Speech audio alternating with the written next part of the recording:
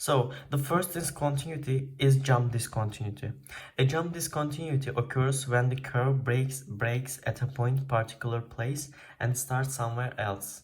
As you can see in this graph, the curve takes a break at point x equals a and then starts somewhere else. The main problem with the graph is that right-hand limit equals to m, while left-hand limit of the function equals to l, which means that the limit of the functions at x equals a is not defined, since limits have different values from both sides. To clarify, I'm going to write a rule where there's a jump discontinuity at x equals a.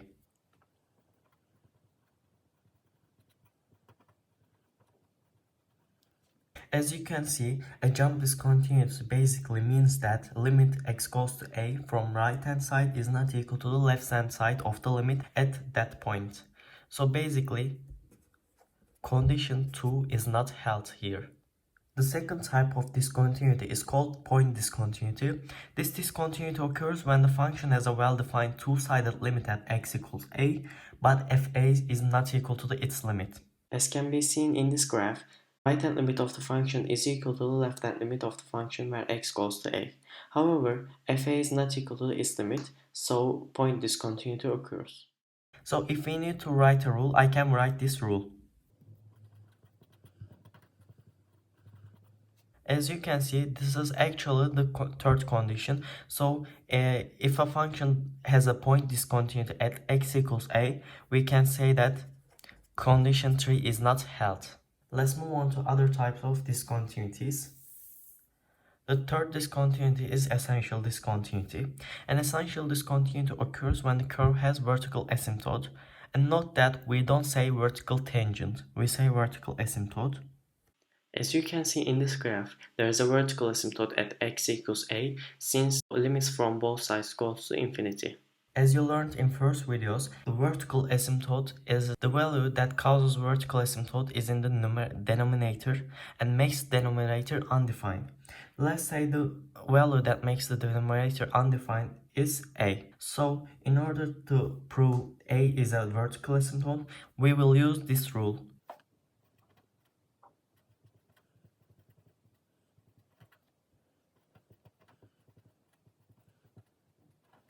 If the limit of the function where x goes to that value is negative or positive infinity, it means that value causes vertical asymptote and there might be an essential discontinuity. And the fourth type of discontinuity is called removable discontinuity. Removable discontinuity occurs when the function is a rational expression with common factors in the numerator and the denominator. Since those common factors can be cancelled, the discontinuity is called removable. As you can see here, the function has a well-defined two-sided limit at x equals 2. However, the function is not defined at x equals 2, so there is a removable discontinuity. If we need to create a rule for this discontinuity, we can state that condition 1 is not held.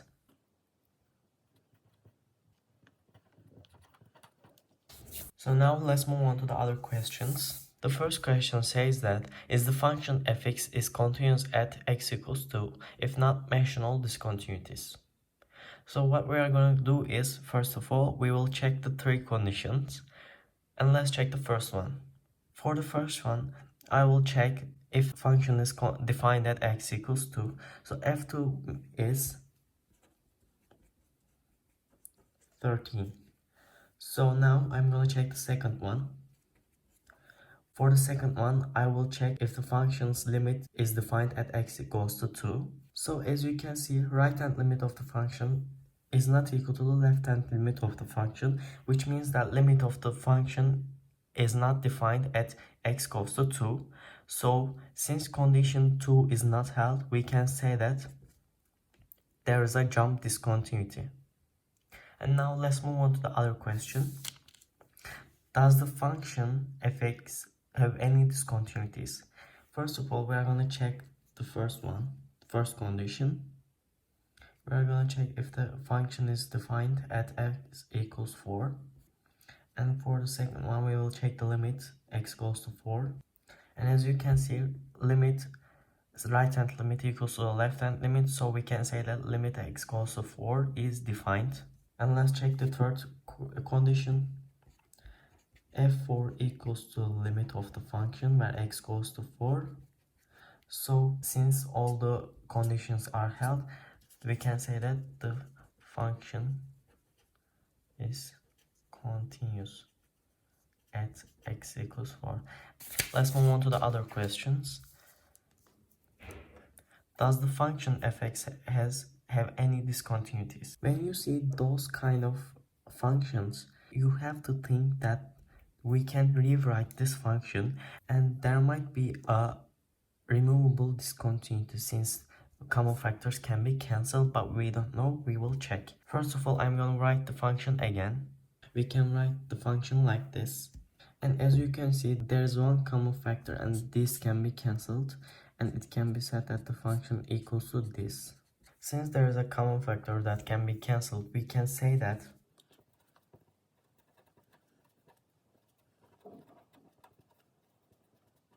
if we look at the new function, we can see that the denominator can be undefined when x equals -5.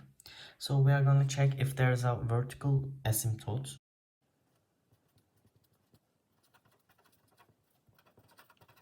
So we check if there is a vertical asymptote or not.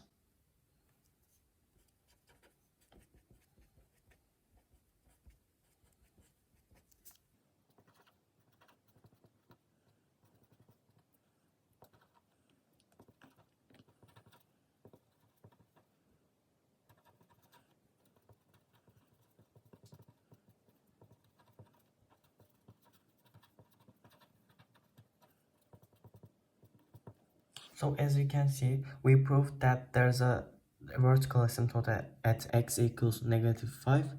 So since there's a vertical asymptote at x equals -5, there's an essential discontinuity at x equals -5. So now let's move on to the other question. This type of questions are the questions that you can see at AP Calculus exam.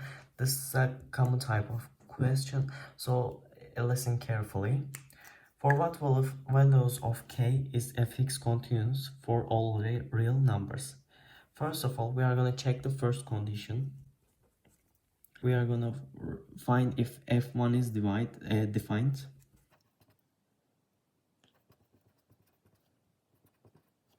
So condition 1 is written like this, and let's check the second condition. For second condition, we will check the limits from both sides where x goes to 1.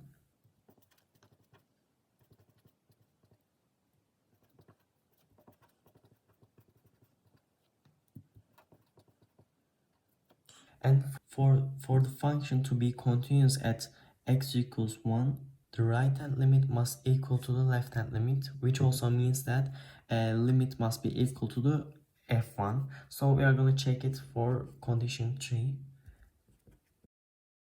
For condition 3 to be held, k minus 3 must be equal to 6k plus 7. So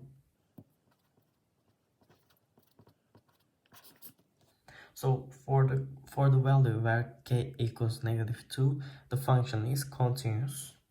Let's move on to the other question. The other question is a real AP exam question from 1998. So this is an important type of question. It says that a cannot be 0 and find limit x goes to a and this function.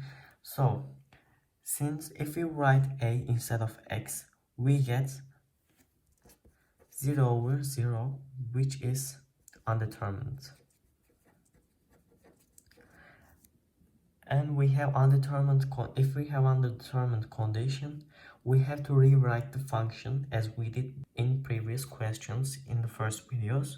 We can actually write this function as this.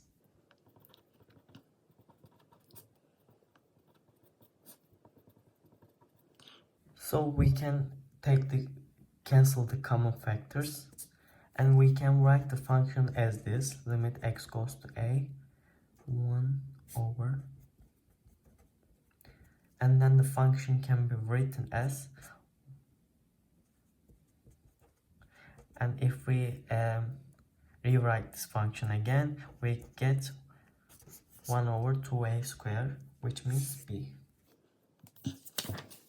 In the last question, we also have a real exam question from 2011. The A part says that show that f is continuous at x equals 0.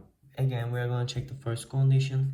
F0 equals to 1 minus 2 sine 0. So this makes 0 since sine 0 means 0 and it is 1. Let's check the second condition.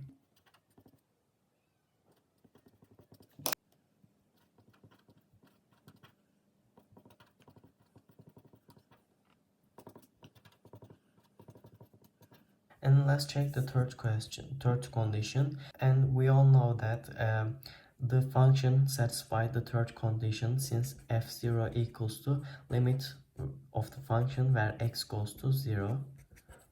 So we can say that the function is continuous at x equals 0. So we completed this question too. And now we are done with the continuity unit.